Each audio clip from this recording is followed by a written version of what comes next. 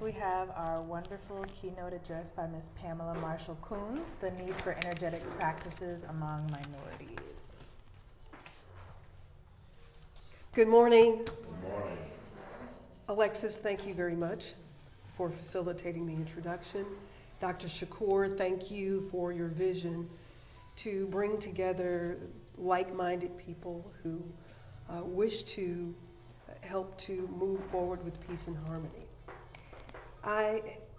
My journey with yoga started simply because there was someone that I needed to meet with, and he was going to a Bikram yoga class.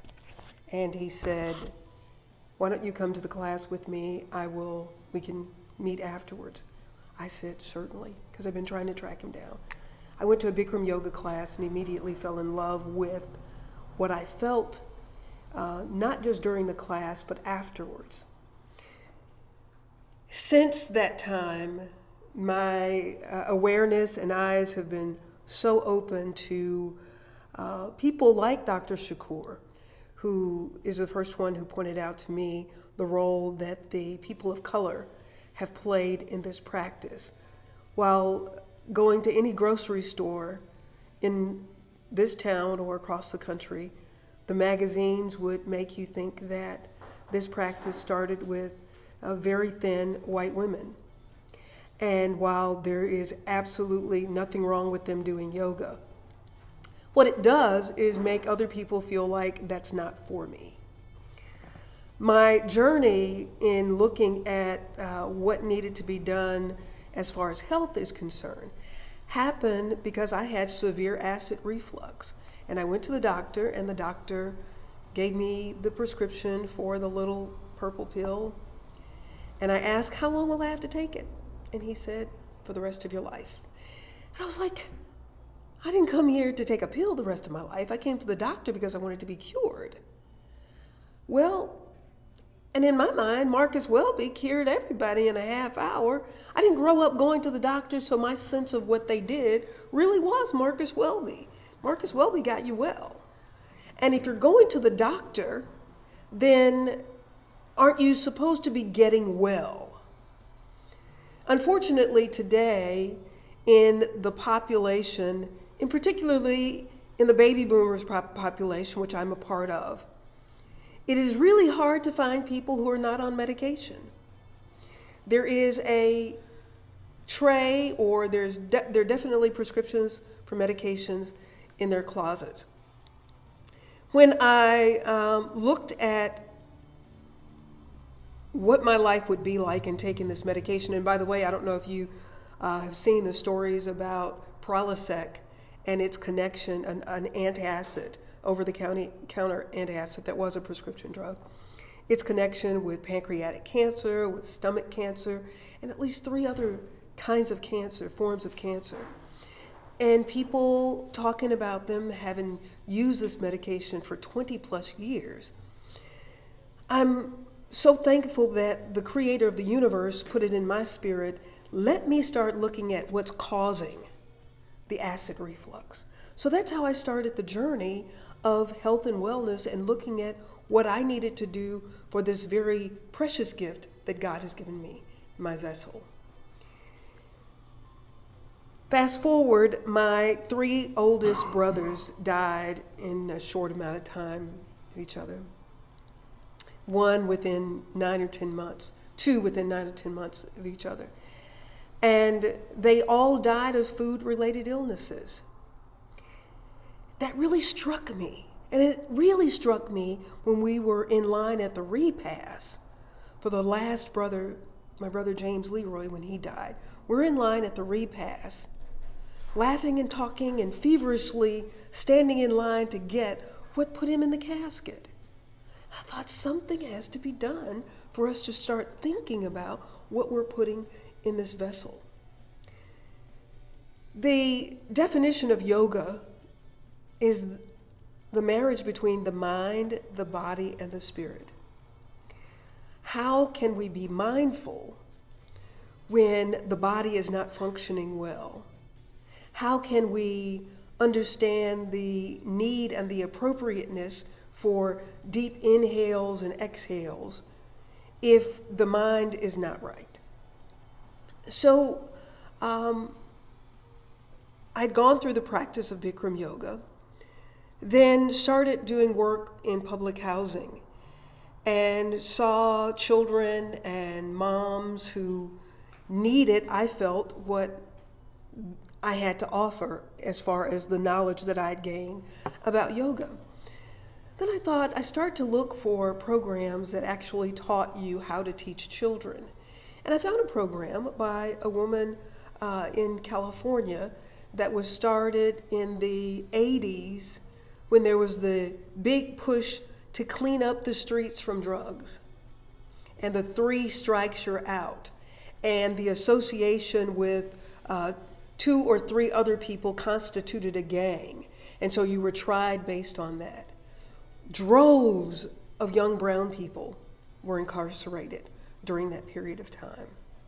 She started a program to go into the prisons or the juvenile detention centers to share this mindful practice with these young people who have been incarcerated in hopes of helping them to have a realization of who they are and help them when they transition, hopefully from juvenile court or juvenile lockup or prisons.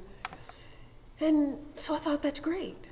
So I signed up to take a class, the course from her. They were offering it in New Orleans. I went to New Orleans, and while sitting there, now I had worked television in New Orleans as a reporter and knew what the murder rate was in New Orleans. Knew what it, we all know the numbers that we hear in Chicago. And it dawned on me as I was sitting there, if what we're doing can help young people who are locked up, why don't we help them before they get locked up? Thus, bringing me back here to Gainesville with a drive to share this with as many children as possible. The stress of poverty is lowering young people's IQ levels by 13 to 15 points. They're more likely to be evicted. They're more likely to have one or both parents in jail. They're more likely to witness violence personally. They have to walk through various conditions to get to school, and we get them there and we want them to learn. Our young people are also in a system of integrated schools that have been skillfully segregated under the laws of integration. So if the laws of integration says that I can sit next to a white child to learn, yet all the efforts are placed elsewhere, and as someone said, Maaki Ziwi, who is the eldest daughter of Nelson Mandela, she said to me, I was fortunate enough to be able to interview her the Sunday after Nelson Mandela was released. And she said, here in this country, just because the physical signs are down does not mean that racism doesn't still exist. And as we look at the integrated school system that we have now, our dropout rate is the highest it's ever been. The incarceration rate is the highest it's ever been. Suicide rate among African American children ages 5 to 15 is the leading cause of death. Something is terribly wrong. How is it that there was such an effort to make sure that children sat next to other children so that they could be properly educated? And you look at all of the alternative schools in every part of the country, and the people that are in those alternative schools are black or brown. There's a problem. When a 5-year-old knows how to commit suicide, and in one session that I was in, someone was there from the local hospital who said that They had a 5-year-old under suicide watch. How is that possible? What's going on with us? What's going on with our children that they're committing suicide at an alarming rate? There were various meetings that I had to talk to people about bringing yoga to children in this community. I had various comments that were made. Number one, is yoga a religion? And are you concerned about the impact on children with this Eastern kind of practice? And I said, it's amazing that this is about the mind, the body, and the spirit. And you're uncomfortable with it. Yet we will drop off our children with athletic coaches who will flat out cuss them out in front of everybody, definitely screaming and yelling at them in front of everybody, and then tell them to go back out on the football field, the baseball diamond, baseball field, back on the basketball court, and be the best you can be.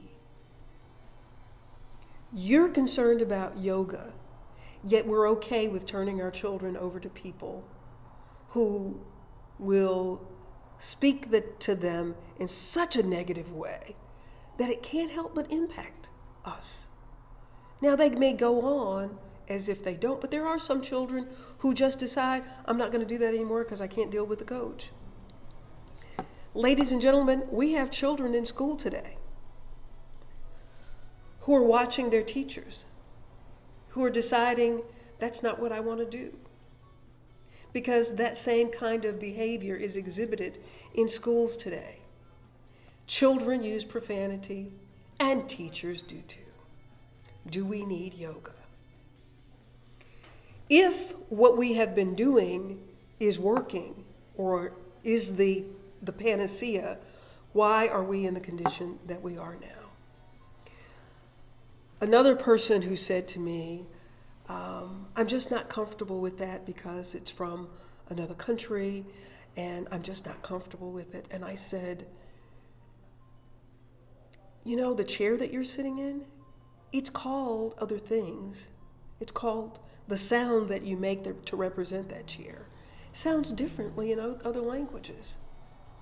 And just because yoga is a word that's not an English word has absolutely nothing to do with its effectiveness and its power.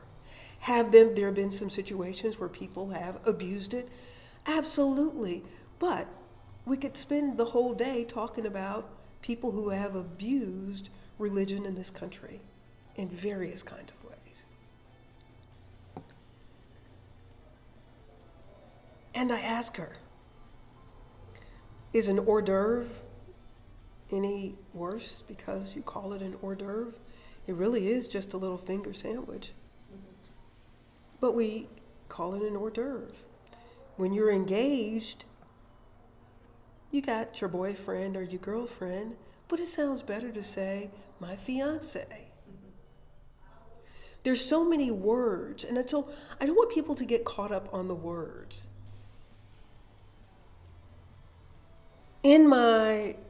I grew up in the church. My father was a preacher. Both grandfathers were, great-grandfather. But the failure to me of this journey, this Christianity journey, is that we fail to truly help people to understand their responsibility to this vessel. In yoga, there's so much dialogue about the breath, which is literally translated in the Hebrew language as spirit. Because we don't understand our responsibility to this vessel, we somehow treat it any kind of way, and we expect it to continue performing, even though that's not the case with our vehicles. We know that if we put the wrong fuel in it, put water in the tank, sugar in the tank, the engine will no longer perform. However, we are comfortable with doing that to this vessel. Why is it uncomfortable? Why is it that the people who are the originators of yoga are the most afraid of it. There's a scripture that says, "My people perish for lack of knowledge." And one of the biggest challenges is not understanding. The scriptures clearly talk about meditating. When Jesus fasted and was in the Garden of Gethsemane, do you think there was not some meditation involved? For Jesus to be able to endure all that he did in the brutal crucifixion, he had to lift his spirit out of that physical person in order to be able to endure. The uncomfortableness about that will save us is very, very, very unfortunate. In the work that I'm doing with the children, and tomorrow I will start with an adult class for the families in the SWAG community, and then in the afternoon I'll teach the children when they get out of class.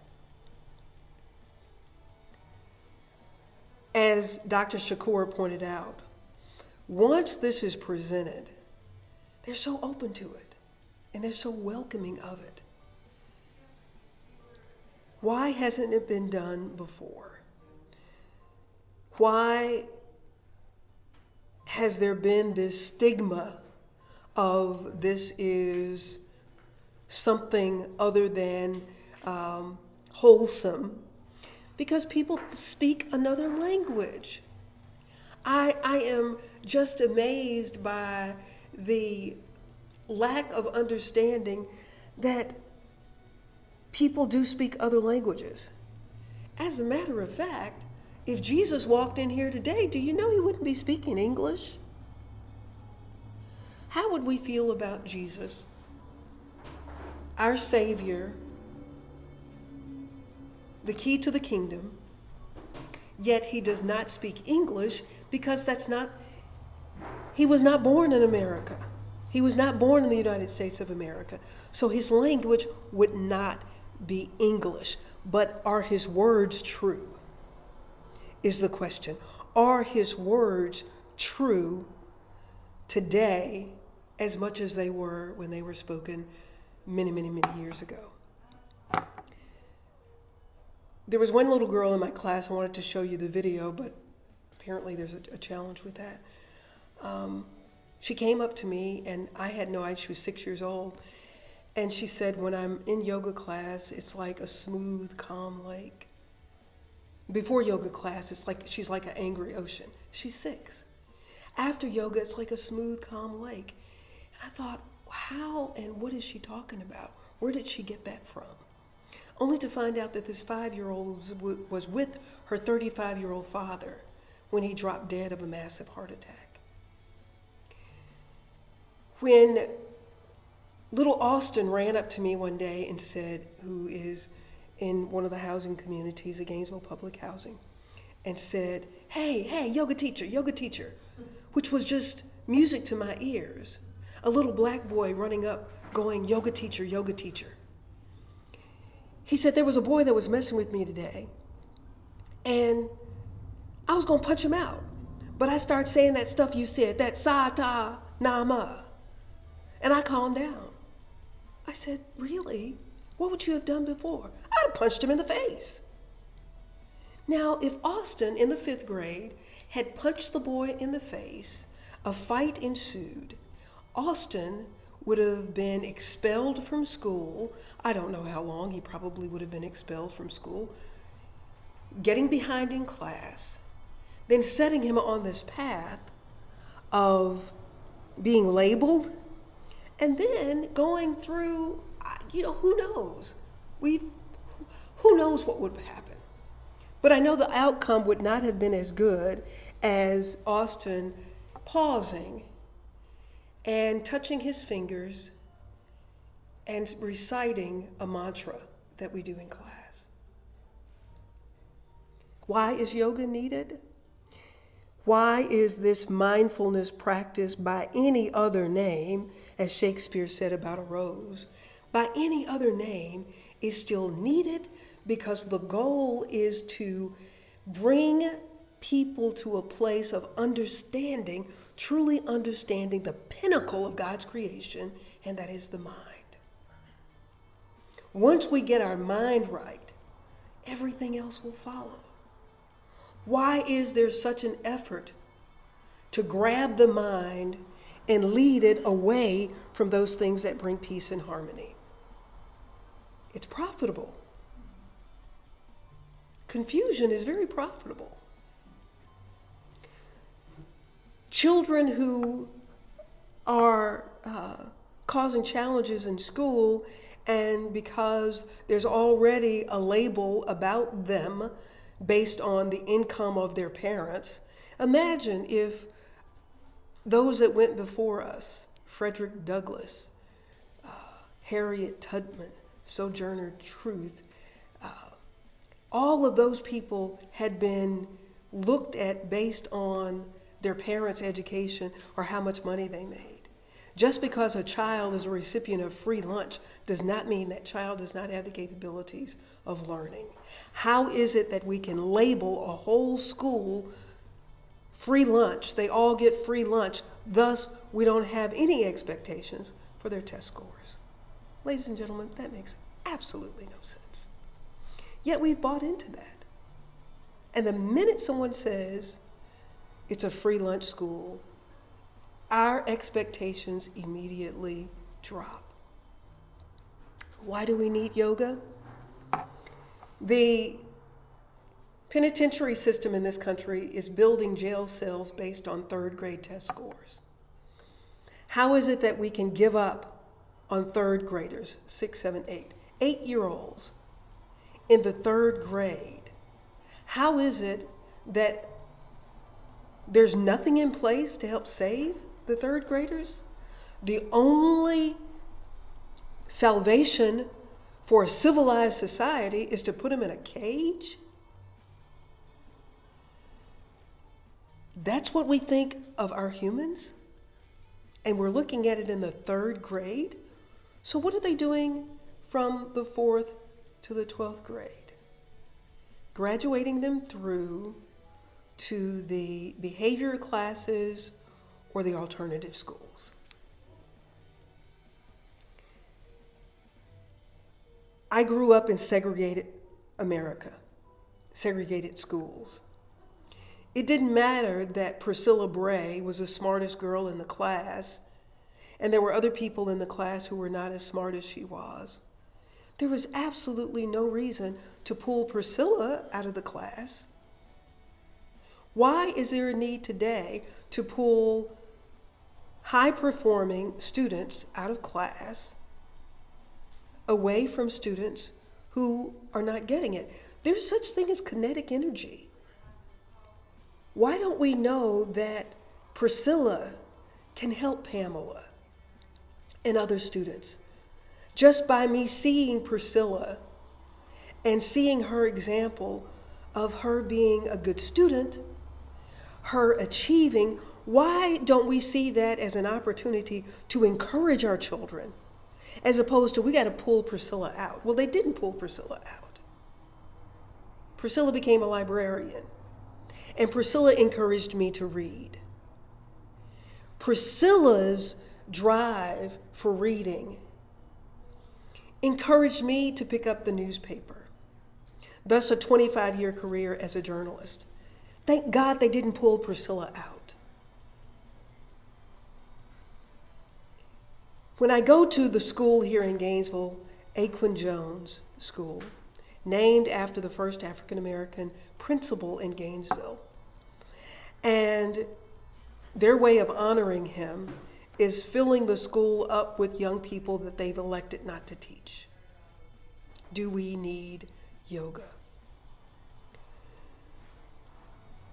I had a meeting with a man who had been contracted in New Delhi, India, to train people in New Delhi, India, because India plans on being the outsourcing for human capital for the world. We are allowing the have and the have-nots, that gap to be even wider. I toured the BNSF Railroad facility in Fort Worth, Texas. 85% of the engineers there were people from India. When we say we have a failing school system, and we say it, and we think about the building apparently, we're talking about children. We're talking about our future thought leaders who are not being taught to think. We have left the real meaning of education. The base word of education is educe. It means to draw from. Those programs that were in place to help draw from have been eliminated. The arts, PE, Glee Club, they still have some bands. But we have to ask ourselves, what is the real goal? How is it that we have stepped away from the opportunities that were set forth, made that that's good look bad, made that that's bad to look good? Not only are these little children that I'm talking about have had an opportunity to see violence firsthand, when we think about the television shows and the movies, and the huge number, I don't remember the number, like I don't even want to recite it, but it's hundreds of murders that a child will have watched on television. And the whatever the number is, I'm sure it's gone up, because when you think about our video games, and our video games that use killing humans as a form of entertainment, do we need the practice of mindfulness? Do we need the practice of helping us to understand that the only vessel that we're going to get is this one? And it's our responsibility to take care of it. Our responsibility to take care of it, and take care of it now. And to teach our children the importance and the significance of taking care of the breath that keeps the vessel alive. Thank you very much. I'll be glad to take any questions that you might have.